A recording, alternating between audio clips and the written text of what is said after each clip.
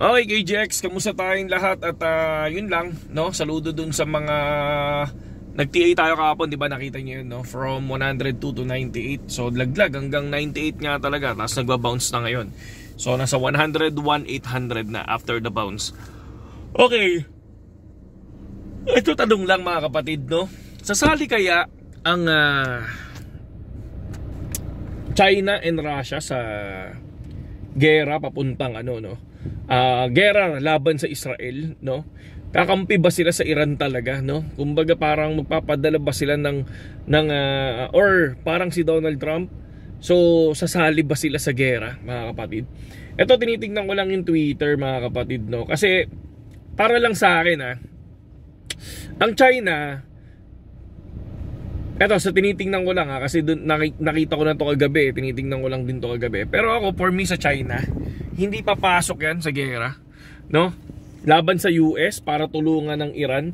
I think siguro mas pipiliin nilang maging diplomatikong kakampi, parang ganon, no?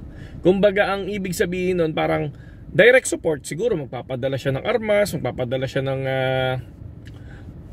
teknolohiya na bago, mga ganyan. Yan lang yung tingin ko na gagawin ng Chinese, no? Kasi para sa akin, mas importante, no? Mas importante sa kanila yung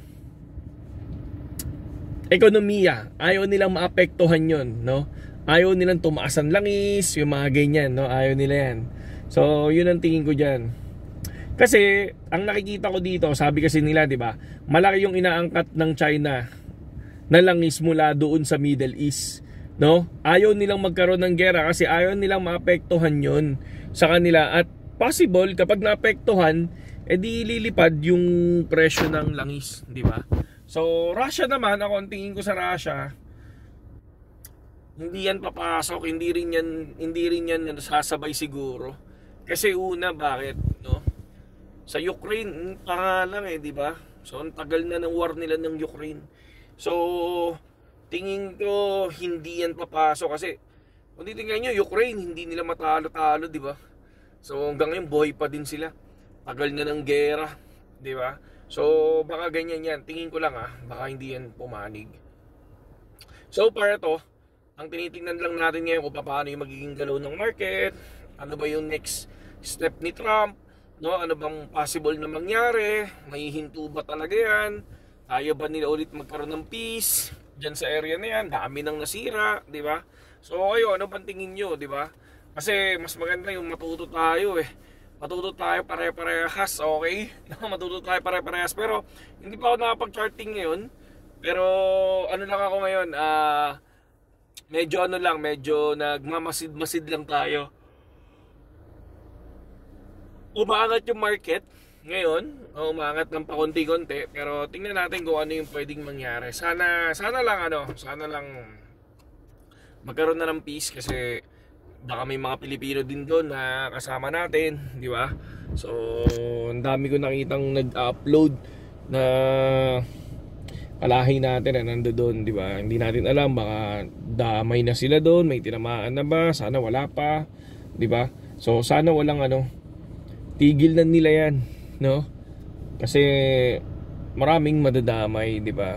So, doon tayo sa peace. Ang sarap mabuhay, mga kapatid. Sarap mabuhay, kaya sana walang mangyaring hindi na dumagdag pa, no? Si China tsaka si Russia. Kaya sabi ko hindi, kasi ayoko din no, ayoko din magkaroon ng ganun. Mamaya damay tayo, lapit pa lang natin, no?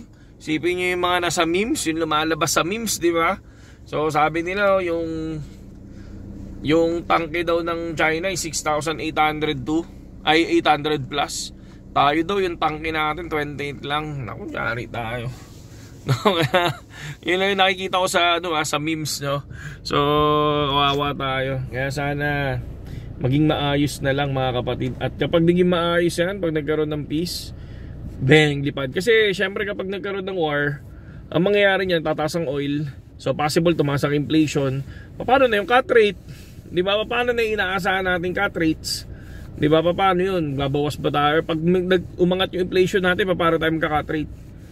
Di ba? So sana matapos yung war na yan para at least Pag nag-cut, paldo. So yun lang naman KGX, no. So para lang sa akin hindi papasok ang China kasi mas gusto nila yung peace, mas tututukan nila yung maging maunlad yung bayan nila, no, yung country nila. Tingin ko mas uunahin nila yon. Then sa Russia naman, hindi siya papasok sa ganyan kasi syempre kung titingnan natin, hindi Ukraine nga, hindi nila kaagad natalo, di ba? Ito pa kayang Israel, tapos binabackupan sila ng US. So tingin ko baka hindi, baka mag-supply lang sila. North Korea plano mag-supply di ba, ng nuclear. Pero tingin ko hanggang dun lang sila, pero yung sasama sa digmaan tingin ko hindi, no? Yun lang. Kayo, anong tingin nyo?